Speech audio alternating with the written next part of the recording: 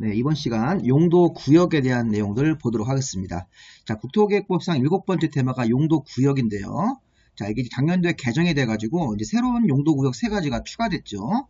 보시면 도시혁신구역, 복합용도구역, 도시계획설, 입지복합구역. 자, 그 부분 때문에 이게 조금 어려워졌습니다. 근데 이제 그 부분이 이제 새로 생긴 건데 36개 시험에서 한 문제 정도 나올 수 있는 가능성이 있으니까 한번 그 내용들 한번 살펴보면서 세부 내용까지 살펴보도록 하겠습니다. 자, 먼저 우리 용도구역이 7종류가 있는데 이 지정 목적과 지정 절차를 한번 보겠습니다. 자, 우리 용도구역을 전체적으로 목적을 볼 때 여기서도 강화, 완화입니다.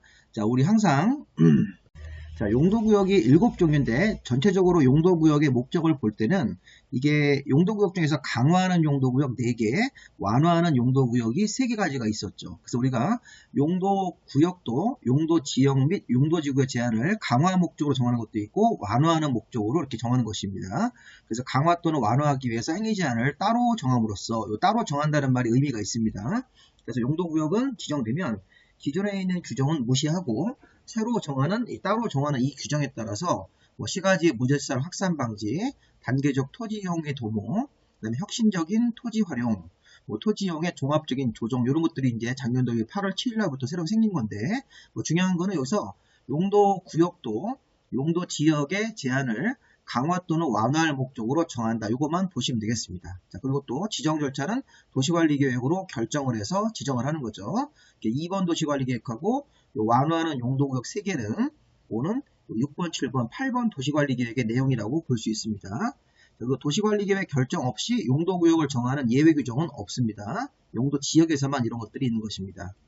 자, 일단 용도구역 명칭을 보면 자, 이게 도시관리계획 결정, 2번 도시관리계획 결정을 해서 또 개발제한구역, 도시자연공원구역, 시가화조정구역, 수산자원 보호구역을 정해서 기존의 용도지역 규정을 이제 강화하는 겁니다.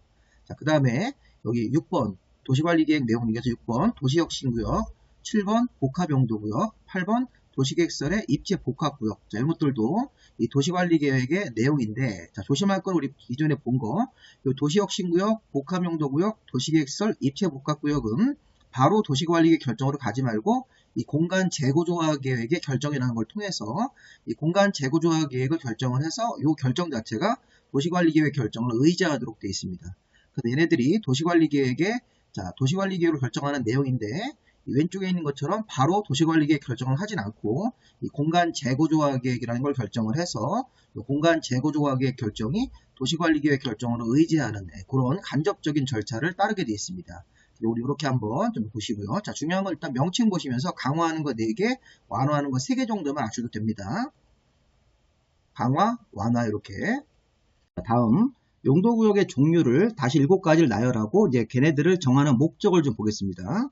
자, 일단 여기 파란색으로 표시된 것들은 규제를 강화하는 것들이죠. 자, 개발제한구역이 우리 이제 실무에서 그린벨트라고 해서 이 개발 행위를 전면적으로 제한하는 구역입니다.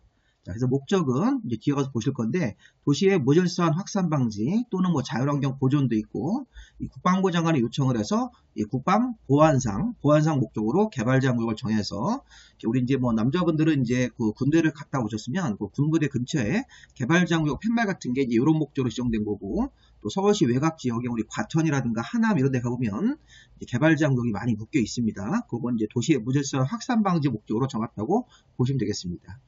자, 도시자연공원구역은 도시지역 안에 산지 개발을 제한할 필요가 있을 때 여기 도시지역 같은 서울시 같은 도시지역 안에서 산 같은 게 있을 때 여기 산지 개발을 제한할 목적으로 도시자연공원구역을 정할 수 있습니다. 자, 시가화조정구역은 도시지역과 주변 지역을 같이 정할 수 있는데 이게 이제 무질서한 시가화를 방지합니다. 그래서 이게 민간인들이요. 시가화라는 게 민간인들의 어떤 개발 행위를 제한하기 위해서 선별적으로 이제 규제하는 겁니다. 어떤 행위는 할 수 없다 이런 식으로 예외적으로 뭐는 가능하다. 이게 이제 시가화 조정구역이고 수질 오염시설의 설치를 제한하게. 자, 우리 바닷가 양식장에서 양식을 하는데 물을 오염시키면 안 되기 때문에 자, 이렇게 바닷가 양식장에다가 수산자원 보호구역을 정해서 수질 오염 방지 같은 목적으로 이 오염물질 같은 설치를 못하게 하는 게 수산자원 보호구역입니다.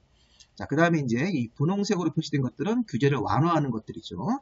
자, 우리가 도시혁신구역은 혁신자를 따서 혁신적인 도시공간 개발을 위해서 행위 제한 내용을 따로 정하고 기존의 규제를 완화하는 목적으로 정하는 것입니다. 명시적으로 이렇게 완화한다는 말이 써 있습니다. 그리고 복합 용도구역, 자, 융복합된 공간 조성, 자, 여러 가지 기능이 혼합된 공간 조성을 위해서 행위 제한 내용을 따로 정하고 기존의 규제를 완화할 목적으로 이 복합 용도 구역을 정하는 거고, 자, 도시계획설의 입체 복합 구역은 도시계획설 같은 거, 우리 도시계획설 요즘에 주변에 많이 있죠. 공원도 있고, 또 경우에 따라서는 우리 야구장 같은 것도 체육설이기 때문에 도시계획설을 볼 수 있습니다. 그런 지역들의 입체적 활용 같은 걸 하고, 그러면서 규제를 완화할 목적으로 정하는 겁니다. 자, 중요한 특징은 도시혁신구역, 복합용도구역, 도시계획설의 입체 복합구역을 지정을 할 때는 앞에서 우리 봤듯이 공간 재구조화 계획을 결정을 해서 공간 재구조화 계획이 결정되면 그게 바로 도시관리계획 결정을 의지하는 그런 식의 절차를 거치도록 되어 있습니다.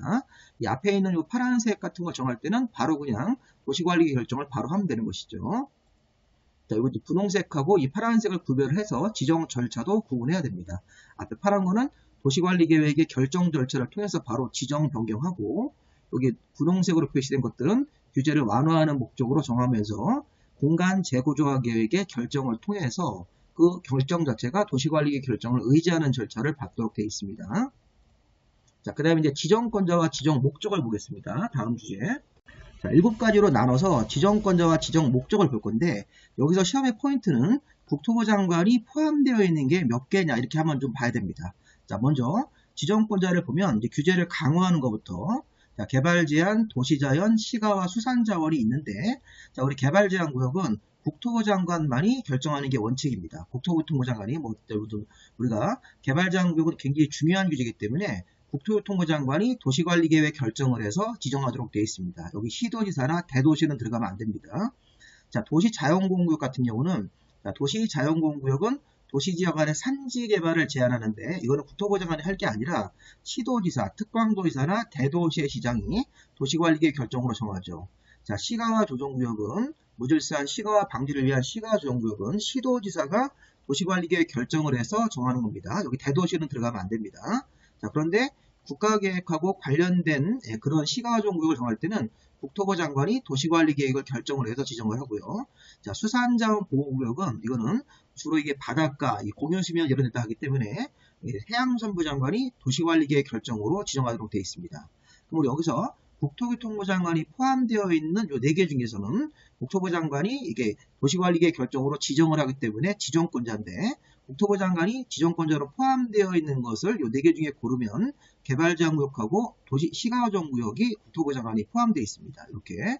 자, 도시자연보호구역은 국토부 장관이 없고요. 수산자원보호구역은 해양수산부 장관이기 때문에 그런 부분들을 좀 구분을 하면서 이렇게 보시기 바랍니다. 개발제한구역은 국토부 장관만, 도시자연은 국토부 장관 빠지고 시도나 대도시. 자, 시가조정구역은 대도시는 없고 시도지사가 도시관리계획 결정으로 정하는 게 원칙인데, 국가계획하고 관련된 시가조정구역은 국토부 장관이 결정한다. 수산자원보호구역은 주로 이게 바닷가 쪽에서 하기 때문에 그쪽을 담당하는 장관인 해양선부 장관이 결정하도록 되어 있습니다. 자, 그 다음에 이제 도시혁신, 복합용도구역, 도시계획설의 입체복합구역 같은 거, 자, 규제를 완화하는 것들이죠. 자, 얘네들은 공간 재구조화 계획의 결정으로 지정을 합니다. 여기서 말하는 결정은 공간 재구조화 계획의 결정으로 우리가 이 결정 자체를 도시관리 결정으로 의지하도록 되어 있으니까 표현 자체를 이렇게 공간 재구조화 계획의 결정으로 정한다고 보시면 되겠습니다. 여기서 보시면 공통적이네요. 시도지사 또는 국토부 장관, 시도지사, 국토부 장관, 도시계획설 입체복합구역도 시도지사나 국토부 장관이 공간 재구조화 계획을 결정을 해서 지정하도록 되어 있는 것입니다. 자, 우리 그런데 이 도시계획설의 입체복합구역은 여기 보세요. 자, 공간 재구조화 계획의 결정권자인 시도나 국토부 장관이 결정하도록 되어 있는데, 자, 도시계획설의 입체복합구역은 이 공간 재구조화 계획으로 결정할 때는 여기 조건 단서가 뭐가 있습니까? 자, 이 왼쪽에 있는 도시혁신구역하고 입체복합구역하고 이거 함께 하는 경우만 공간 재구조화 계획의 결정이고, 자, 도시혁신이나 입체복합구역을 포함시키지 않고 단독으로 도시계획설의 입체복합구역을 정할 때는 이게 공간 재구조화 계획 결정이 아니라 그냥 도시관리계획 결정으로 가야 됩니다. 다시 한번. 자, 우리 도시혁신하고 복합용도구역은 그냥 공간 재구조화 계획의 결정권자가 결정을 해서 지정을 하는 겁니다. 자, 그런데 도시계획설의 입체복합구역은 2개로 구분해야 됩니다. 자, 지금 공간 재구조화 계획의 결정권자인 시도나 국토부 장관이 도시계획설 입체복합구역을 도시혁신구역하고 입체 복합구역하고 함께 할 때만, 함께 할 때는 도시계획설의 입체 복합구역이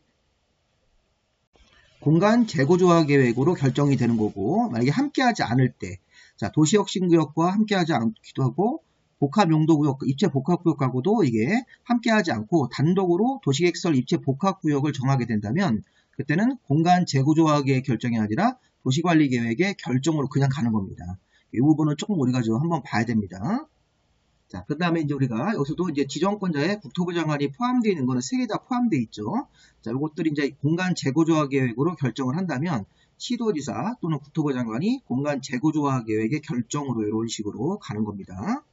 자, 그리고 이게 이제 여기 대도시는 포함되지 않으니까 이 시도지사하고 국토부 장관만 공간 재구조화 계획의 결정권자가 되는 것입니다. 자, 그렇게 해서 한번 좀 읽어보시고요. 자, 지정 목적을 보겠습니다.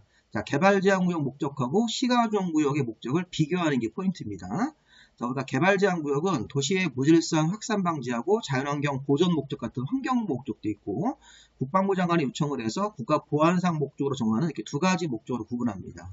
자, 그런데 우리 시가조정구역은 도시지역과 주변 지역의 무질서한 확산 방지가 아니라, 여기서는 확산 방지죠. 여기서는 시가조정구역은 무질서한 시가화 방지, 단계적 개발을 도모하기 위해서 시가화 유보기간을 정합니다. 5년 이상 20년 사이에서 기간을 정해가지고 도시관리계획 결정으로 시가조정구역을 정합니다. 다시 한번, 자, 개발제한구역은 기간 같은 게 없어요. 없으니까 그냥 바로 목적으로 들어가서 도시의 무질서한 확산 방지, 자연환경 보전, 국방부 장관이 요청을 해야 됩니다. 요청을 하면 국가보안상 목적으로 국토부 장관이 도시관리계획 결정으로 개발제한구역을 정합니다. 자, 시가화 조정구역은 앞에도 우리 지정권자가 시도지사 또는 국토부 장관이 있었는데, 목적이 도시지역과 주변 지역의 무질서한 확산 방지가 아니라 시가화 방지입니다. 시가화 방지. 그리고 시가화 조정구역은 개발제한구역하고 다른 거랑 다르게 유보기간이라는 게 있어서 유보기간에 대해서 따로 공부를 좀 해주셔야 됩니다. 이거 별표시를 제가 쳤습니다. 시가화는 5년 이상 20년 이내에서 시가화 유보기간을 정한다. 만약에 시가화 유보기간을 25년으로 정하면 안 됩니다. 위법입니다. 3년도 안 됩니다. 5년 이상 20년 사이에서 기간을 정합니다. 자, 그 밖에 여기 뭐 도시정원의 산지개발을 제한하는 것은 도시자원보호구역 목적이고, 수산자원보호구역의 목적은 수산자원 보호를 위한 목적인데 참고로 보시고, 이 개발제한구역하고 시가조정구역의 목적을 잘 보십시오. 개발제한구역은 두 가지 목적이 있습니다. 시가조정구역은 무질서한 확산 방지가 아니라 시가화 방지, 유보기간이라는 걸 설정한다. 이런 것들을 차이를 두고 보시는 겁니다.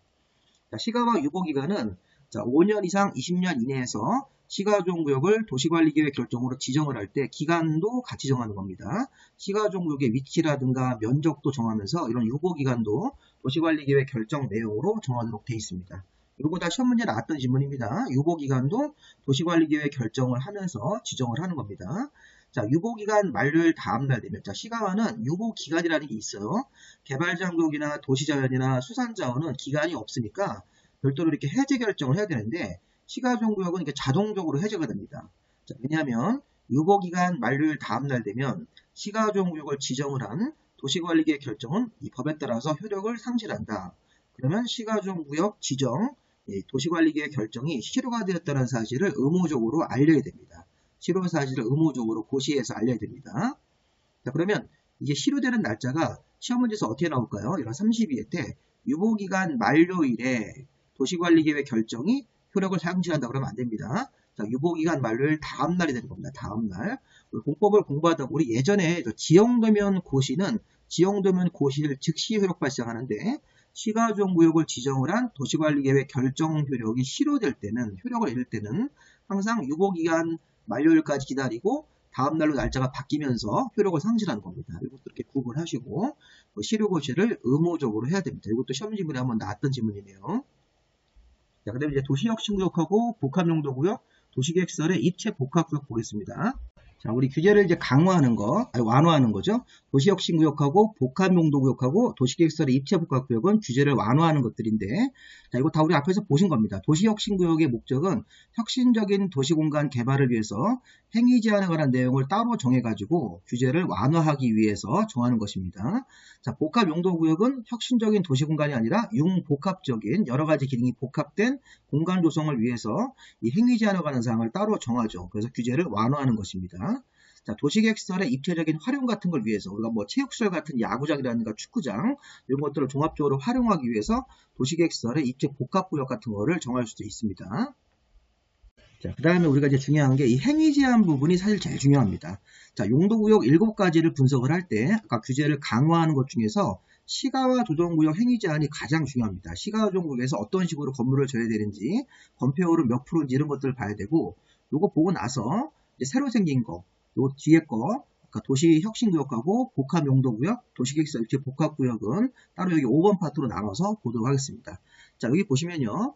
자, 용도구역 행위 제한을 보시는데, 자, 지금 용도구역에서 행위 제한은 다른 법률로 정하는 것 3종류를 제외하고는 국토계획법 내에서 직접 정하도록 되어 있습니다. 자, 여기 보시면 자, 따로 법률로 정하는 게 개발제한구역, 도시자연, 수산자원보호구역은 이 행위제한, 건축물을 건축할 때 뭐 건축제한이든 건폐율이 몇 프로든 용적률이 몇 프로 이런 것들에 대해서 국토계획법 내에서 없고 별도로 다른 법률을 정합니다. 자, 이 다른 법률이 개발제한구역에서 행위제한은 개발제한구역 지정관리특별조치법이고 도시자연공원구역은 도시공원 및 녹지에 관한 법률, 수산자원보호구역은 수산자원관리법이라는 게 있는데 이 법의 이름은 안 외우셔도 됩니다. 자, 이게 보면 개발제한구역 행위제한은 따로 법률로 정한다. 도시자연공원구역 쪽 행위제한도 따로 법률이고 수산자원보호구역은 수산자원관리법이라는 별도의 법이 있기 때문에 이거 시험 범위가 다 아닙니다. 자, 우리가 도시자연공원구역은 도시공원 및 녹지에 관한 법률로 따로 정하고 개발제한구역은 개발제한구역 지정관리 특별조치법이라는 법으로 따로 정합니다.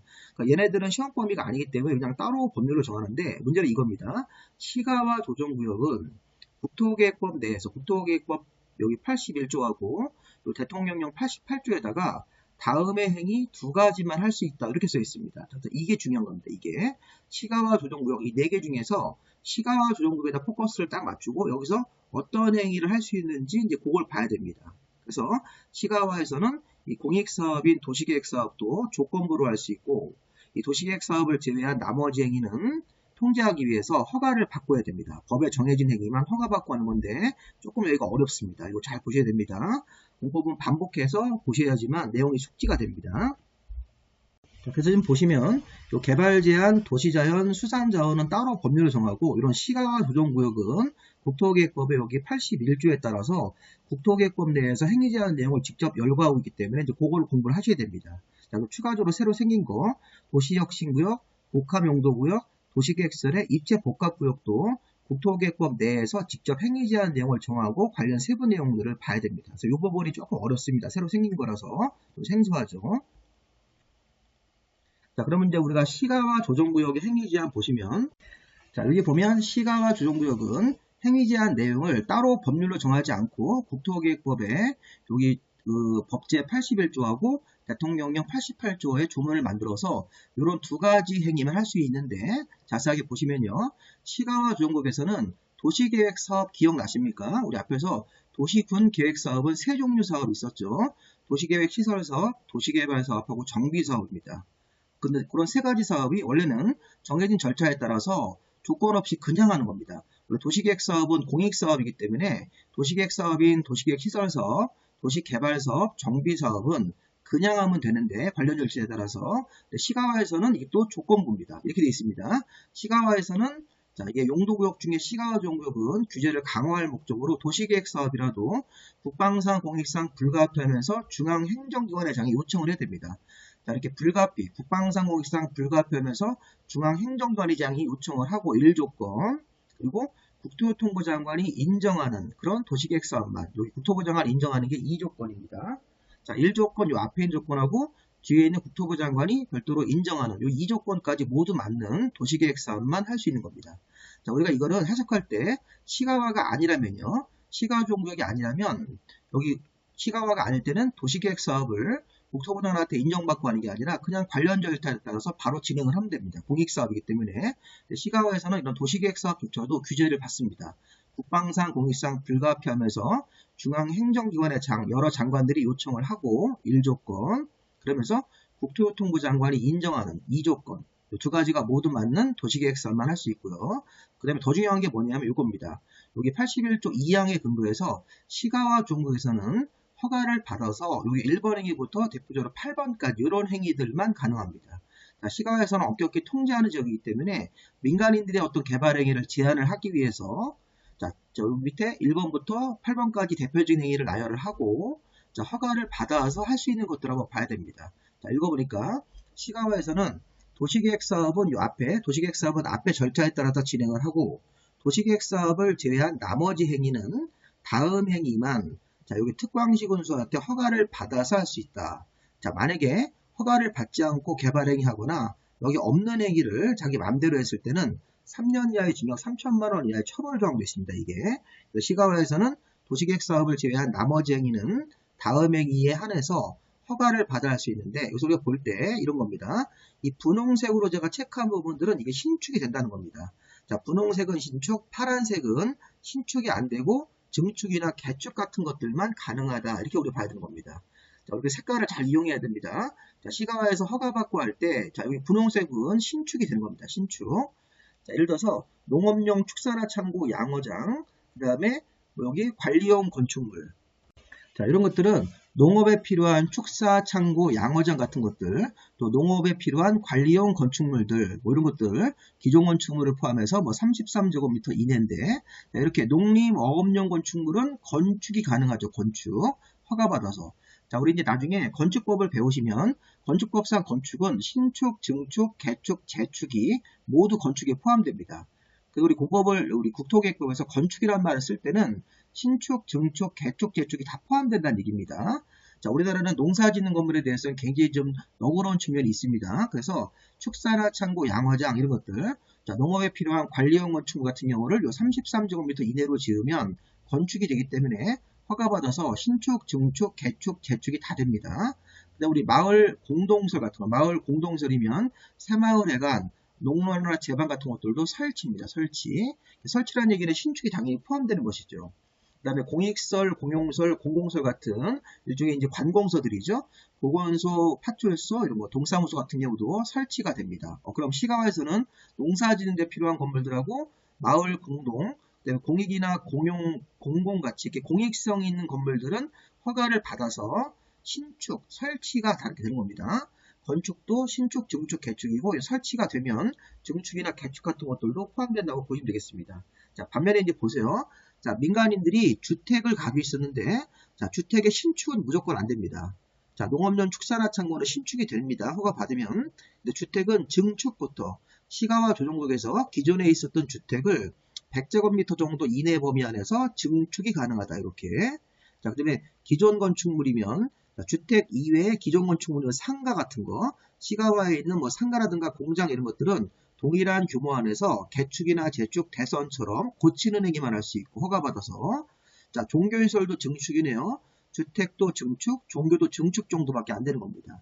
시가와에서 주택을 농업인이 건축하는 주택이면 허가받아서 신축할 수 있다. 그럼 무조건 틀린 겁니다. 종교시설도 신축 안 됩니다. 시가와에서는 허가를 받아서 주택의 증축, 기존 면적 포함해서 100제곱미터 이내까지만, 만약 기존 주택의 면적이 60제곱미터면 더하기 40만 가능한 겁니다. 허가 받아서. 종교시설의 증축, 기존 종교시설 교회나 사찰이 있었는데 기존 면적이 100제곱미터다. 그럼 요거를 2배까지, 초과하지 않게끔 2배까지만 증축할 수 있습니다. 그리고 시가와 조정구역에서 기존 건축물이면 시가와 조정구역에서 원래 있던 건축물들이면 개축이나 재축, 대선 같은 것들이 허가 받아서 할 수 있다. 그 밖에 건축물의 용도 변경, 임목의 벌채 조림, 토석 채취, 토지 합병이나 분할 이런 것들도 허가를 받아야 할 수 있는데 이런 것보다는 이 분홍색은 허가 받으면 신축, 증축, 개축, 재축이 다 되는 거고요. 마을 공동도 설치이기 때문에 신축을 포함한 증축, 개축, 재축도 된다고 봐야 됩니다. 근데 신축이 안 되고 증축부터 되는 거, 주택의 증축, 종교시설의 증축, 사이즈 같은 거 보시면서 시가와에서 기존 주택이나 종교를 포함해서 기존 건물 같은 게 있을 때는 개축이나 재축 같은 것들. 우리 건축법에서 개축, 재축 얘기 나오면 기존 규모 내에서 고치는 거죠. 고친다고 생각하시면 되겠습니다. 이런 것들 우리가 개축이나 재축도 이제 건축법에 가서 내용을 좀 보도록 하겠습니다. 시가와에서는 이렇게 좀 지역적으로 들어왔는데 가장 기본 틀은 뭡니까? 시가와 조정구역의 행위 제한은 따로 법률로 정하지 않고 국토계획법의 여기 81조의 1항과 81조 2항으로 규정되어 있습니다. 국토계획법에 직접 써 있는데 하나는 도시계획 사업이고 하나는 허가받아서 할 수 있는 것들입니다. 이렇게 그 기본 틀을 잡아야 게 되게 중요합니다. 도시계획 사업도 그냥 하는 게 아니라 공익상, 국방상, 공익상 불가피하면서 중앙행정기관의장이 요청을 하고 1조건, 국토부 장관이 인정하는 2조건, 모두 맞아야지만 도시계획 사업 같은 것들이 가능하고요. 그 밖에 허가받아서 할 수 있는 것들이 있는데 이 분홍색으로 표시된 것들을 먼저 보면 허가받아서 건축, 설치기 때문에 신축, 증축, 개축 같은 것들이 다 되고 여기 파란색으로 표현한 것들은 신축은 안 되고 증축이라든가 개축, 재축 같은 것들만 가능하다. 이런 느낌을 좀 가지시면 되겠습니다. 자, 그 다음에 시가와 조정구역에서 약간 몇 가지 세부사항이 있는데 자, 시가와 조정구역에서 자, 좀 전에 왔던 우리 그 허가를 하는 경우 시가와에서 이렇게 허가를 특광식으로 할 때 받아서 해야 되는데 시가와에서 허가를 받을 때 자, 도시계획 사업시행자 같은 사람들이 따로 있을 때는 도시계획 사업시행자 의견을 들어서 이 허가를 내줘야 됩니다. 자, 그 다음에 시가와에서 이렇게 허가를 내줄 때 이 조경 등의 조건부로 허가할 수 있고 이 조건 이행이 못 믿어오면 이행보증금을 예치하게 하시는 것입니다. 자, 이런 조항들이 왜 나오는 거냐면 시가와에서 이렇게 허가를 받아서 여기 열거된 행위들을 할 수 있는데 허가를 내줄 때 주변에 도시계획 사업하는 시행자가 먼저 있으면 도시계획 사업 시행자한테 의견을 들어야 되는 거고요. 도시계획 사업 시행자가 허가를 주지 말아라 이렇게 하시면 허가가 안 나오는 경우도 있다는 겁니다.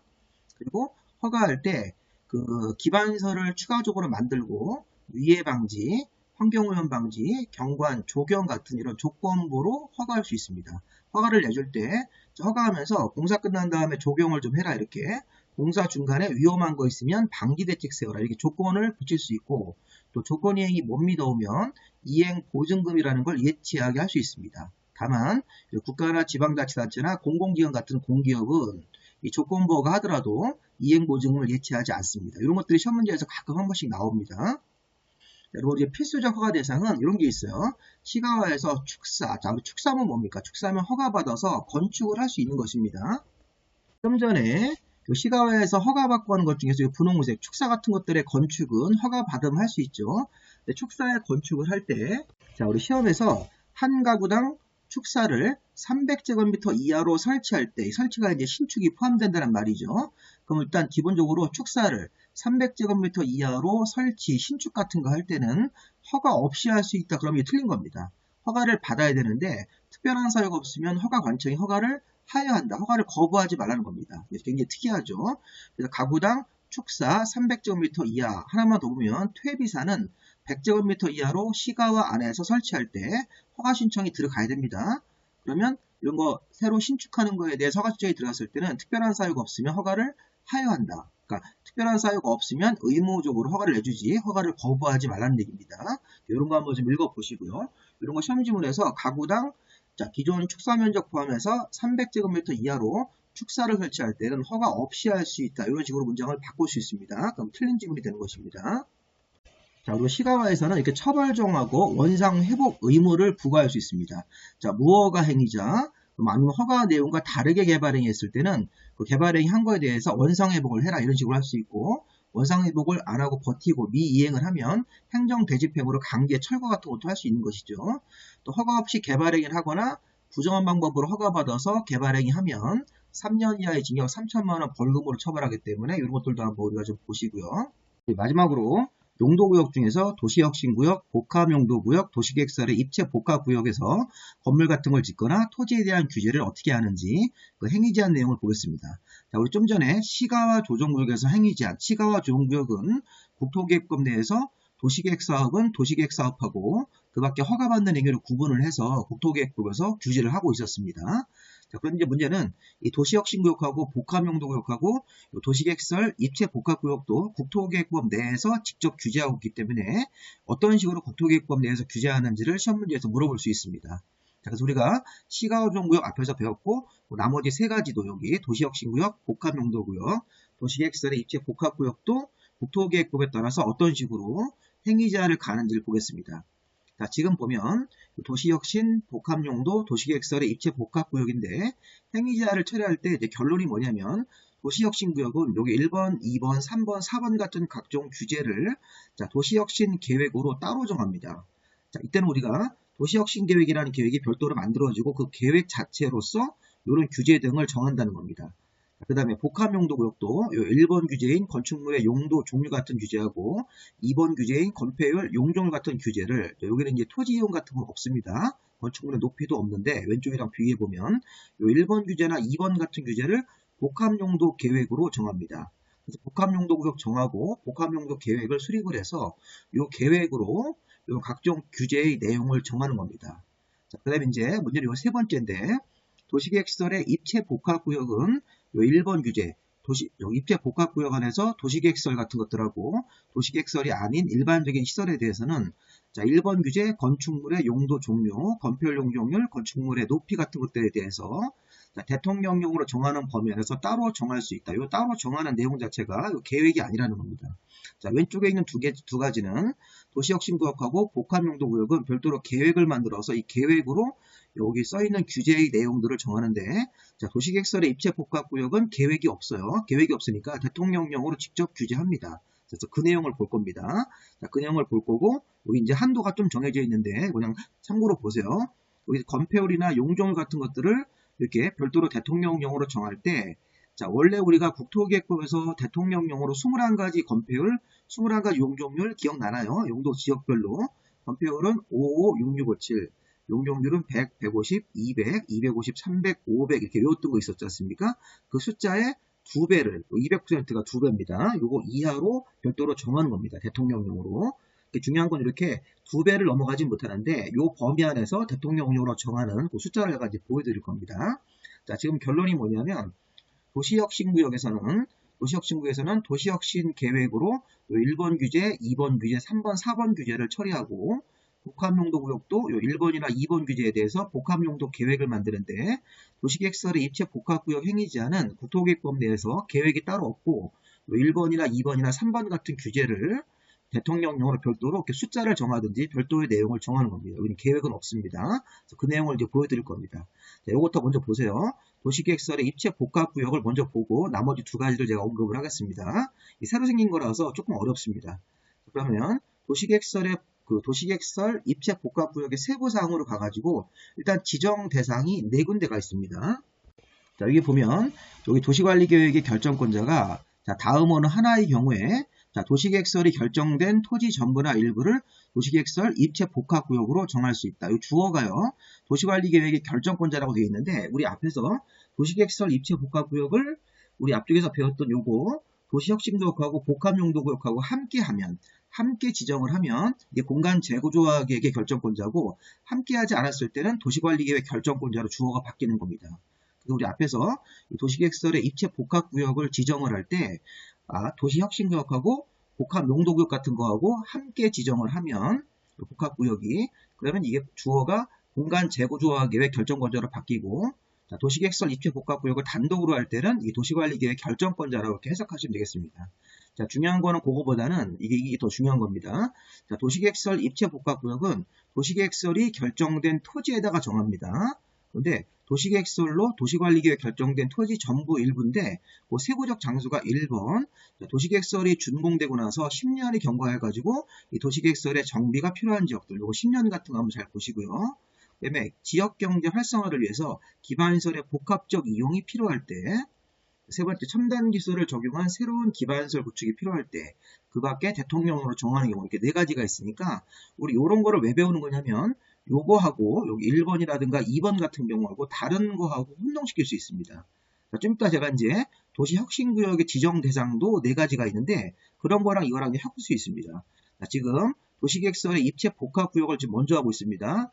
도시계획설의 입체 복합구역을 지정하는 장소가 여기 도시계획설로 도시관리계획 결정된 토지 전부 일부인데 1번 케이스 준공 후 10년이 지나서 도시계획설의 정비가 필요한 경우 지역경제 활성화를 위해서 기반시설이 복합적으로 이용이 필요한 경우 그 밖에 첨단 기술을 적용한 새로운 기반시설 구축이 필요한 경우 그 다음에 여기 대통령령 정하는 경우도 있는데 자, 요런 1번, 2번, 3번 내용을 한번 보세요. 자, 요거를 다른 아까 그 도시혁신구역의 지정 대상하고 이렇게 혼동할 수 있으니까 그런 문제를 우리가 이제 모의고사에서 한번 풀어보실 겁니다. 자, 어쨌든 이런 1번 장소나 2번의 장소나 3번 장소에다가 도시계획설의 입체 복합구역을 정할 수가 있습니다. 자, 문제는 요거입니다. 요거.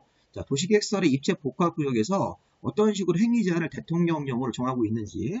자, 아까 좀 전에 우리 봤던 것 중에 요겁니다. 도시계획설 입체 복합구역에 들어가면 1번 건축물의 용도 종류 같은 제한, 건폐율 용적률, 자, 건축물의 높이 같은 것들이 대통령령으로 정하는 범위에서 따로 정하는 건데 그 내용을 지금 보고 있는 겁니다. 자, 첫 번째로 보시면 자, 도시계획설 입체 복합구역에서 도시계획설이 아닌 설 이런 것들을 지을 때 어떤 종류의 건물, 어떤 용도의 건물 같은 것들만 할 수 있는지에 대해서는 자, 이게 입체 복합구역이 도시지역에 지정되어 있으면 그 도시지역에서 허용되는 범위만큼을 인정해 주는 거고 자, 이게 2번이 더 중요한 거예요. 자, 관리지역, 농림지역, 자연환경 보전지역에다가 용도지역상 도시계획설 입체 복합구역을 정하면 도시계획설을 건축하거나 도시계획설이 아닌 일반적인 건물 같은 거 지을 때 어떤 종류의 건물을 지을 건지 어떤 용도로 할 건지 층 같은 거 몇 층으로 할 건지 이런 거에 대해서는 계획관리지역에서 허용되는 범위만큼 인정해 주겠다는 겁니다. 자, 여기가 농림지역이나 자연환경보전지역이라고 하더라도 또는 뭐 생산관리나 보전관리라고 하더라도 자, 이렇게 비도시 지역에다가 도시계획설 입체 복합구역을 정하면 규제를 완화하는 차원에서 계획관리지역에서 허용되는 범위만큼은 자, 이런 건물들에 대해서 인정을 해주겠다는 것입니다. 건축물의 용도 종류를 적용할 때. 자, 그 다음에 이제 우리가 자, 이 도시계획설 입체 복합구역에서 자, 건폐율은 원래 해당 용도지역 건폐율의 150% 이하입니다. 150% 이하고 용적률은 원래 적용되는 용적률의 200% 이하, 2배 이하까지 인정해주겠다는 것입니다. 굉장히 건폐율이 커지는 겁니다. 만약에 원래 건폐율이 60%면 60%의 1.5배에서 90%까지 그 다음에 그리고 해당 용도지역별 용적률의 200% 여기 200% 같은 경우면 이거는 원래 용적률이 만약에 300%면 거기에 2배까지 해주기 때문에 도시계획설의 도시계획설의 입체 복합구역이 규제를 건폐율은 1.5배, 용적률은 2배 이렇게 좀 암기를 하세요. 도시계획설의 입체 복합구역에서는 건폐율은 1.5배, 용적률은 2배니까 이런 것들을 가로 열기로 이렇게 묶어가지고 시험 문제를 낼 수 있습니다. 그 다음에 자, 도시계획설 입체 복합구역 안에서 건축물의 높이는 자, 우리 건축법상 가로구역 높이 제한하고 1조 확보 높이 제한 두 가지가 있는데 가로구역 높이 제한은 1.5배, 1조 확보를 위한 높이 제한은 원래 적용되는 거에 2배까지 이런 식으로 그러니까 우리 건폐율이 여기 1.5배, 2배라는 뜻을 해석해서 150% 원래 적용되는 건폐율에 원래 적용되는 용적률에 우리가 옛날에 21가지 외웠던 거 있었죠. 거기에 2배라는 겁니다. 건폐율은 1.5배고 높이 제한도 앞에 거는 150% 이게 뭔지를 아직 모릅니다. 건축법 아직 안 배웠는데 건축법상 가로구역 안에서 높이 제한이라는 게 있을 때 가로구역 높이 제한이 만약에 30m다 그러면 30m에 1.5배까지이기 때문에 이게 이제 45m까지 올라갈 수 있고 또 1조 확보를 위한 높이 제한 같은 거 할 때 건물 높이가 만약에 20m로 제한됐을 때 거기 2배까지니까 40m까지 이렇게 올릴 수 있습니다. 어디 안에서? 도시계획설 입체 복합구역 안에서. 자, 이 부분은 이제 우리가 좀 보셔야 됩니다. 도시계획설 입체 복합구역에서는 도시계획설을 건축하거나 도시계획설이 아닌 건물을 지을 때 건축물의 용도, 종류, 규모 같은 제한은 도시지역일 때는 도시지역 각자 안에 사용되는 범위만큼 하는 거고 자, 이게 비도시지역 같은 경우는 요 계획관리지역에서 인정되는 건축물의 종류나 용도를 이제 인정해 주겠다는 거기 때문에 요거 좀 잘 좀 보시고요. 2번. 건폐율은 원래 적용되는 용도지역의 1.5배, 용적률은 원래 적용되는 거의 2배 이런 식으로 높이 제한도 앞에 나오는 게 1.5배, 뒤에 나오는 게 200%니까 2배. 자, 이게 뭔지는 이제 건축법 배워보시면 알 수 있으니까 이거 나중에 일단 숫자만 먼저 보시기 바랍니다. 자, 그 다음에 이제 도시혁신구역에 대한 세부 규정입니다. 자, 아까 좀 전에 도시혁신구역에서 토지의 이용 같은 규제, 건폐율 건축물의 용도 같은 건축물의 종류 제한, 그 다음에 건폐율 용적률 3번, 건축물의 높이 같은 규제를 하는데 자, 이게 이제 도시혁신계획으로 따로 정한다. 이렇게 여기서는 이 계획을 별도로 만들어서 이 계획에다가 1번, 2번, 3번, 4번의 규제의 내용을 담는 겁니다. 자, 아까 맨 오른쪽에 있었던 여기 입체 복합구역은 계획은 따로 없고 대통령령으로 직접 숫자를 써주고 있습니다. 아까 우리 건폐율 용적률 같은 거, 높이 같은 것들, 건축 제한에 같은 내용 같은 것들을. 자, 근데 이제 도시혁신구역하고 복합용도구역에서는 이렇게 각종 1번이라든가 2번 규제, 도시혁신구역에서 1, 2, 3, 4번 규제를 계획으로 따로 정한다. 이런 식의 내용을 가지고 이제 문제를 풀면서 관련 좀 추가적인 사항들을 보는 겁니다. 자, 시험 문제에서 요게 도시혁신구역이 나올 가능성이 있어요. 자, 도시혁신구역이 이제 과거에 있었던 입지규제 최소구역 같은 것들이 이제 요거로 이제 변한 겁니다. 그래서 우리가 이제 도시혁신구역은 기존에 있었던 입지규제 최소구역이 요거로 이름이 변했다고 생각하시고 요 세부 규정을 볼 건데, 자, 먼저 도시혁신구역의 지정 대상이 요 1번, 2번하고 요 3번의 기역, 니은 이렇게 네 가지 형태로 나올 수 있으니까 요거 가지고 한 문제 낼 수 있습니다. 자, 도시혁신구역은 공간 재구조화 계획 결정권자가 다음은 하나의 적에다가 도시혁신구역을 정할 수 있는데, 자, 일단 도심이나 부도심, 생활권 중심지, 자, 주요 기반설과 연계해서 지역 거점을 수행할 수 있는 지역. 그러니까 우리가 도심, 부도심, 지역의 거점, 그 밖에 유휴토지가 이전되는 부지, 대규모 시설이 이전되는 부지. 자, 우리 용산 같은 데 가보면 미군 부대가 떠나고, 자, 그 대규모 군부대 시설 같은 경우 이전되면서 그런 지역도 도시혁신구역을 정해서 규제를 완화할 수 있습니다. 자, 그 밖에 도시공간의 창의적인 개발 같은 거, 혁신적인 개발을 위해서 조례가 정하는 지역인데, 자, 이렇게 우리가 기역, 니은, 여기 1번, 2번 4개에다가 아까 좀 전에 우리 봤던 게 뭡니까? 도시계획설의 입체복합구역. 도시계획설이 준공되고 나서 10년이 지나가지고, 자, 뭐, 새로운 정비가 필요할 때, 이런 거를 갖다 섞어가지고 문제를 낼 수 있습니다. 그런 식으로 이제 문제를 많이 만들기 때문에, 자, 일단은 도시혁신구역 지정 대상에서 여기 도심, 부도심, 지역의 거점, 자, 유휴토지나 대규모 시설의 이전 부지, 그 밖에 뭐 창의적이고 혁신적인 개발이 필요하다고 조례가 정하는 지역들, 이렇게 네 가지를 보시고, 이걸 다른 거랑 이게 혼동할 수 있게끔 할 수 있으니까, 그런 부분들을 이렇게 한번 좀 읽어보시는 겁니다. 자, 두 번째, 도시혁신계획의 내용에는 우리가 예전에 배웠던 도시관리계획으로 결정하는 내용들이 포함되어 있습니다. 여기 보시면, 자, 용도 지역이나 용도 지구, 원래가 도시관리계획 결정으로 하는데, 이 도시혁신구역에서는 이 도시혁신계획으로 용도 지역이나 용도 지구 같은 것들을 새로 이렇게 지정하는 그런 결정도 할 수 있고, 또 새로운 도시계획서를 결정할 수도 있고, 또 지구단위계획 같은 거 내용도 결정할 수 있다는 것입니다. 도시관리계획으로 결정하는 것들, 또 주요 기반시설, 그 다음에 아까 도시혁신계획에서는 자, 건폐율, 용적률, 건물의 높이, 건축물의 용도, 종류 같은 것들을 이 계획으로 정하기 때문에 3번, 4번은 당연히 들어가는 겁니다. 이런 것들이 도시혁신계획에 들어가는 거고, 또 도시혁신계획에서는 이따 배울 건데 완화되는 규정 3가지가 있고 배제하는 규정 6가지가 있습니다. 규제를 완화하는 차원에서, 자, 우리가 공법에서 이렇게 완화나 배제가 나오면 규제를 풀어주는 건데, 이 배제하는 규정하고 완화하는 규정을 어떻게 할 거니, 그런 것들이 도시혁신계획에 들어가는 내용들입니다. 이런 것들은 조금 시험 문제 내기는 좀 어렵고 그냥 맞는 지문으로 용도 지역이나 지구, 도시계획시설 같은 거 새롭게 결정할 수 있고, 지구단위 계획에 포함되는 내용, 지구단위 계획 같은 결정도 여기 포함될 수 있습니다. 주요 기반시설, 자, 건폐율, 용적률, 높이, 건축물의 용도 같은 것들이 당연히 도시혁신계획에 들어가는 내용이고, 그 다음에 도시혁신계획으로 자, 규제를 완화할 수 있는 거 3가지가 있고 배제하는 거 6가지가 있는데, 이제 그게 뭔지는 이제 보시는데, 일단 이런 것들은 그냥 살짝 넘어가세요. 도시혁신계획에는 규제를 완화하기 위한 여러 가지 내용들이 포함되어 있다, 이렇게 생각하시면 되겠습니다. 규제를 완화해주는 그런 느낌으로 이걸 보시면 되겠습니다. 자, 문제는 뭐냐면, 자, 여기서부터 잘 보세요. 자, 시험 문제에서 작년도에도 이 부분에서 한번 나왔는데, 자, 도시혁신구역을 다른 법률에서 정할 수는 없다는 겁니다. 자, 지금 도시혁신구역의 지정 같은 것들을 지금 보면 공간 재고조화 계획을 결정을 해서 도시혁신구역 지정하고 도시혁신계획을 우리가 수립해야 되는데, 다른 법률에서 공간 재고조화 계획의 결정을 의지하고 있더라도 이 법에 따르지 않고는 도시혁신구역 지정과 도시혁신계획을 결정할 수가 없습니다.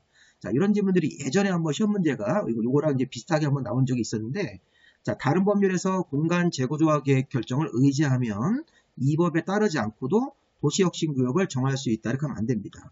항상 이 도시혁신구역하고 도시혁신계획은 국토계획법에 따라서 정식으로 공간 재고조화 계획을 결정을 해가지고 지정을 해야 되지, 다른 법률을 통해서는 정할 수가 없다는 겁니다. 자, 의견 회신 기간은, 자, 다른 거는 30일인데 요거는 10일로 봐야 됩니다. 신속하게 정하기 위해서. 자, 공간 재고조화 계획의 결정권자가 이런 도시혁신구역 지정 같은 거 할 때 공간 재고조화 계획을 결정하기 위해서 다른 행정기관, 관계 행정기관의 장과 업무 협의를 합니다.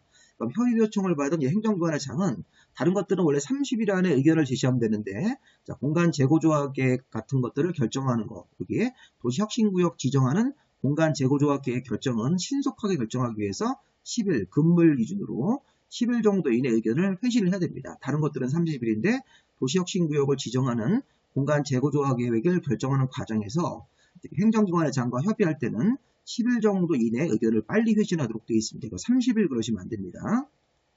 자, 그 다음에 이제 아까 우리 도시혁신계획에 이렇게 여기 완화하는 거 3개하고 배제하는 규정 이렇게 있었는데, 자, 우리 이것도 시험 문제 한 문제 낼 수 있습니다. 자, 도시혁신계획에는 자, 여기 국토계획법의 요 법률 조항에 따라서 배제하는 거 6개, 완화하는 거 3가지가 있는데 요거 시험 문제를 보시면요.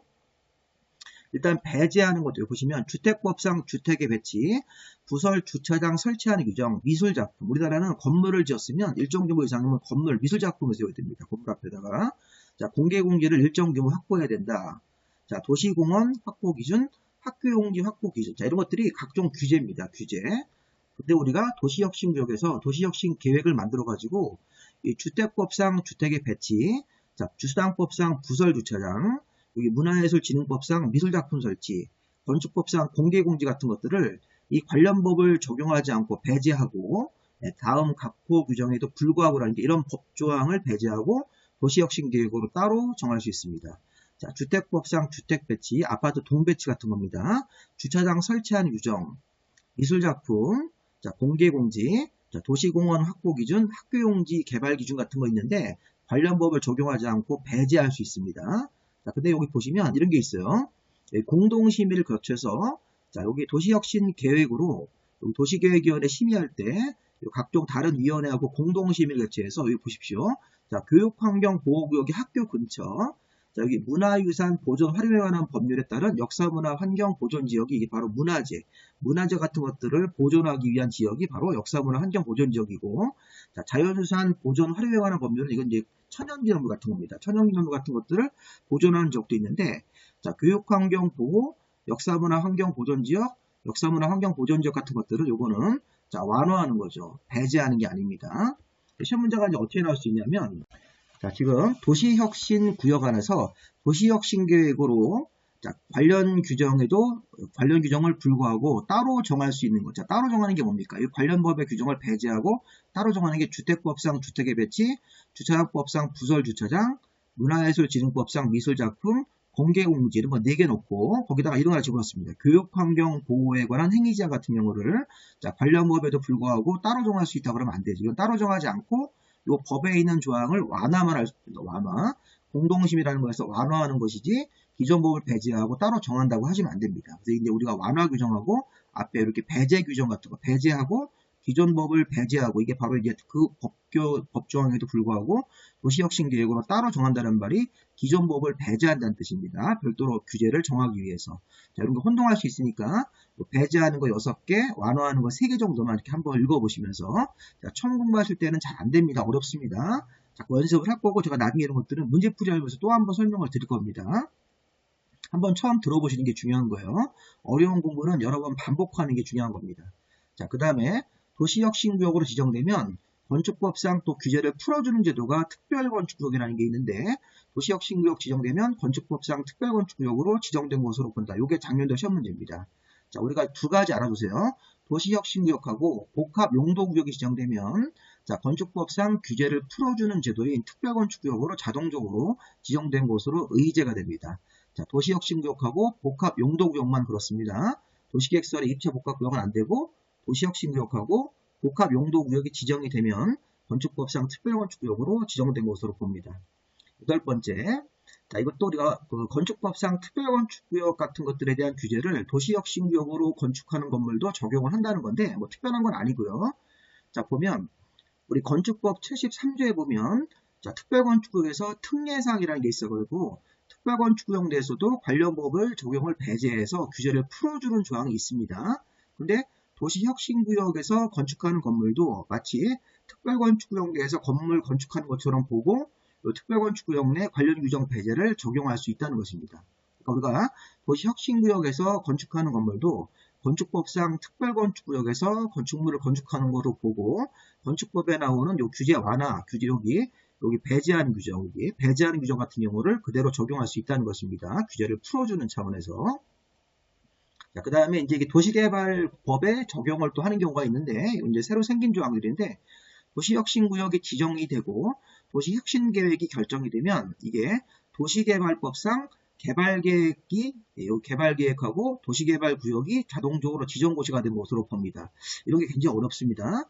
그러니까 도시개발법을 아직 안 배운 분들은 도시개발구역하고 개발계획이라는 개념을 이해를 못 하는데, 일단은, 자, 이게 국토계획법상 도시혁신구역의 지정, 도시혁신계획이 결정이 되면 그러면 자, 얘네들이 도시개발법에 관련 내용하고 부합했을 때 이 도시개발구역, 도시혁신구역이 도시개발구역으로 도시혁신계획을 개발계획의 수립고시로 보겠다는 겁니다. 이렇게 의지하고 또 도시혁신계획에서 어떤 개발사업하는 시행자를 정하면 이게 또 일정한 요건이 맞았을 때 도시개발법상 시행자가 된 것으로 보겠다는 겁니다. 그래서 이게 도시혁신구역이 이 도시개발법하고도 관련이 있어서 관련 규정을 의지한다는 뜻입니다.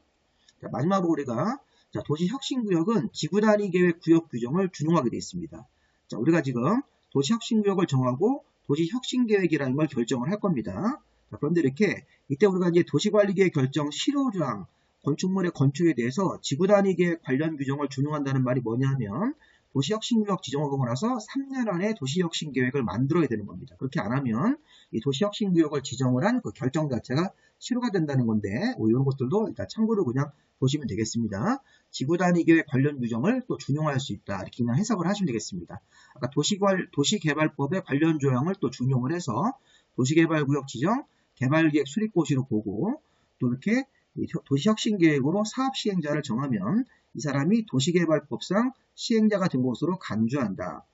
그리고 여기 도시혁신구역을 지정한 다음에 도시혁신계획이라는 걸 수립하는 결정을 해야 되는데 이게 지구단위계획 관련 조항을 준용하기 때문에 실효조항이라는 게 있습니다. 도시혁신구역 지정하는 결정하고 나서 3년 안에 도시혁신계획 결정을 안 하면 3년 되는 다음 날에 도시혁신구역 지정 결정이 실효가 된다. 이게 그 얘기니까 참고로 보시면 되겠습니다.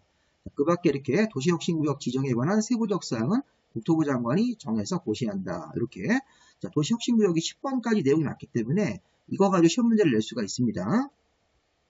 자, 마지막으로 이제 복합용도구역에 관한 세부사항을 보겠습니다.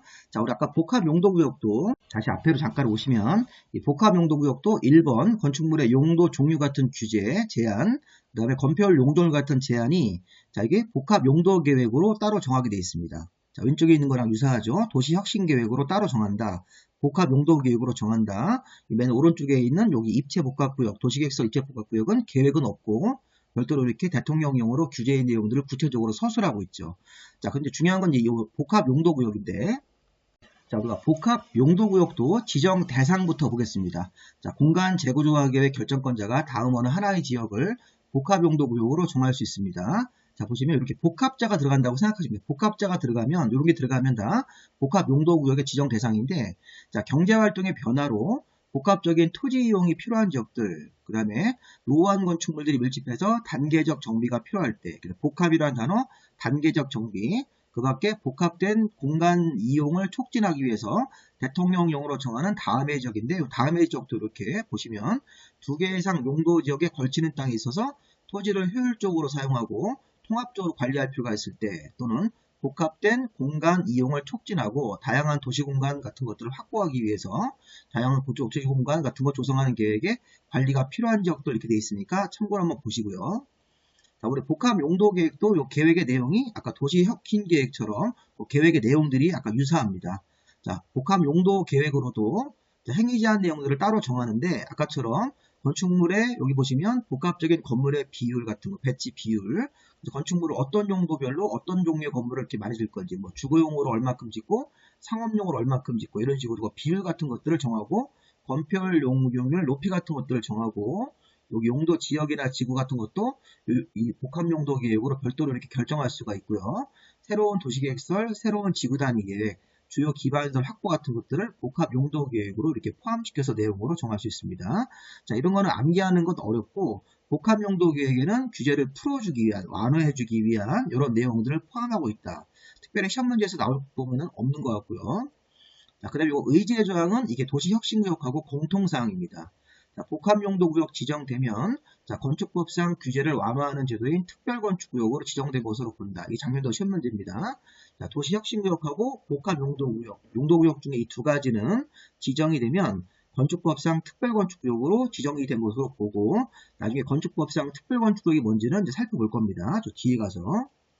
자, 그 다음에 이것도 도시혁신구역하고 공통사항이죠. 여기 보시면 자, 복합용도구에서 건물을 건축할 때 자, 우리 건축법 73조에 따라서 특별건축구역 내에서 관련법 적용 배제 규정을 적용할 수 있습니다. 자, 복합용도구에서 건물 같은 거 지을 때 자, 특별건축구역의 안에서 규제를 배제해주는 이런 규정들을 똑같이 적용할 수가 있다는 거니까. 자, 이 앞에 있는 여기 특별건축구역 지정된 곳으로 본다 요거하고, 그 다음에 복합용도구에서 건물을 건축할 때 이 건축법 73조가 특별건축구역 제도인데, 특별건축구역 내에서도 별도로 규제를 배제하는 규정이 있는데, 요거를 복합용도구역에서 건물 짓는 경우도 요 배제 규정을 적용한다. 그 다음에 마지막으로 이렇게 지구단위 계획 관련 규정을 준용한다. 이거 앞에서 한 겁니다. 여기 지금 3번, 4번, 5번은 요거는 자, 여기 도시혁신구역하고 공통으로 이렇게 두 개 묶여 있습니다. 공통적으로 둘 다 해당되는 사항입니다. 보시면 특별건축구역 지정된 곳으로 본다. 그 다음에 건축법 73조에 특별건축구역 내 배제하는 규정도 적용할 수 있다. 그 다음에 지구단위계획 관련 조항을 적용해서 복합용도구역 지정하는 결정되고 나서 복합용도계획을 3년 안에 결정 안 하면 3년 되는 다음 날에 이 복합용도구역을 지정한 결정 자체가 실효가 된다. 이렇게 실효조항 같은 경우를 그대로 준용을 할 수 있습니다. 그래서 여기 지금 5번, 6번, 7번, 여기 지금 3, 4, 5번이죠. 여기 3번, 4번, 여기 3번, 4번, 5번은 도시혁신구역하고 공통적으로 묶여있는 조항입니다. 이게 작년도 시험 문제입니다.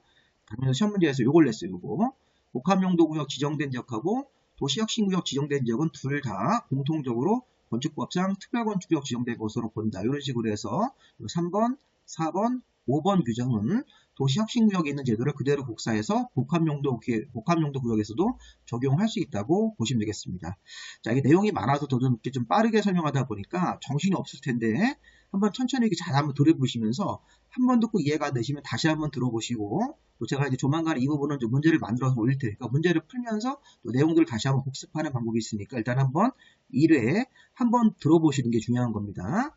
자, 그 다음에 이제 우리가 이 공짜는 없다 이런 조항이 있습니다. 자, 완화가 돼서 지금 도시혁신구역하고 여기 보시면 도시혁신구역, 복합용도구역, 도시계획설, 입지복합구역으로 규제가 완화가 되면 자, 여기 개발사업하는 사람들이 혜택을 보기 때문에 혜택을 본 범위 안에서 여기 공공시설 부지, 뭐 도로라든가 공원 같은 부지를 제공하거나 공공시설을 직접 설치해야 됩니다. 자, 우리 항상 공법은 규제를 풀어주거나 완화해주면 자, 거기 상응하는 어떤 이득을 보기 때문에 그 중에 일정 비율은 이렇게 공공시설 같은 거 설치 부재라든가 공공시설의 설치 직접 하라고 이렇게 어떤 의무를 부과합니다. 자, 공짜가 없기 때문에 이렇게 보시면 다음은 하나구역, 도시혁신구역, 복합용도구역, 도시계획설 입체복합구역에서 자, 개발사업을 하는 자는 자, 이렇게 건축물의 용도가 완화되거나 건폐율 용적률이 완화가 되거나 여러가지 행위 제한의 완화로 토지 가치가 상승됐다는 걸 계산해가지고 거기서 이 안에다가 공공시설, 도로라든가 뭐 공원 같은 거, 학교 같은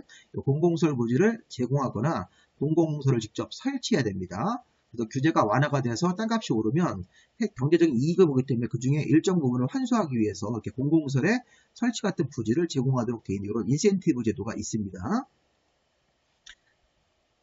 규제 완화를 내서 이렇게 어떤 혜택을 주면 거기에 상응하는 또 일단 대가를 또 지불해야 되는 공익적인 그런 이익을 위해서 환수하는 규정이 있다는 것입니다. 이렇게 마무리하시면서 이제 굉장히 내용이 많았지만 처음에 우리 용도구역은 7종류 용도구역이 있었고 자, 강화하는 거 4개 있었고 완화하는 거 3가지가 있었습니다. 자, 용도구역 지정 절차도 도시관리계획 결정 절차로 하되 아까 우리 도시혁신구역 그 다음에 복합용도구역 도시계획설의 입체복합구역은 공간 재거조화 계획의 결정으로 하게 되어 있습니다. 자, 용도구역이죠. 용도구역의 종류를 아까 다시 한번 이렇게 명칭을 이렇게 보시고 자, 그 다음에서 여기 이제 지정권자가 누군지 같은 거 살펴보신 다음에 시가와 조정구역에서 국토계획법에 따라서 2가지로 나눠서 규제하는 거, 도시계획사업하고 그 밖에 허가받고 하는 거, 나머지 이제 도시혁신구역, 복합용도구역, 도시계획설의 입체복합구역에 대한 행위 제한을 각각 공부를 좀 해놓으셔야 되겠습니다. 자, 여기까지 긴 강의를 한번 잘 들어보시기 바랍니다. 용도구역이 좀 어려워졌습니다. 새로 생긴 것 때문에 내용이 많아졌죠. 자, 교재는 여기 핵심화 요약지 가지고 좀 강의를 들으시면 되겠고 강의를 들으신 다음에 기출문제를 또 풀어봐야 되니까 교재 구입이 필요하신 분들은 저한테 문자로 구입 의사를 주시기 바랍니다. 아니면 이제 밴드에 들어가시면 공법 배문화로 검색해서 자, 그 밴드에 들어가시면 무료로 자료 파일 같은 거 다운받을 수 있으니까 핸드폰이라든가 다른 뭐 갤럭시 탭 이런 데다가 넣어가지고 한번 공부해 보시는 것도 무료로 공부할 수 있는 기회가 됩니다. 자, 여기까지 마무리하시고 다음 강의는 행위 제한의 특례에 관한 내용으로 인사드리겠습니다. 자, 구독과 좋아요를 부탁드리겠습니다.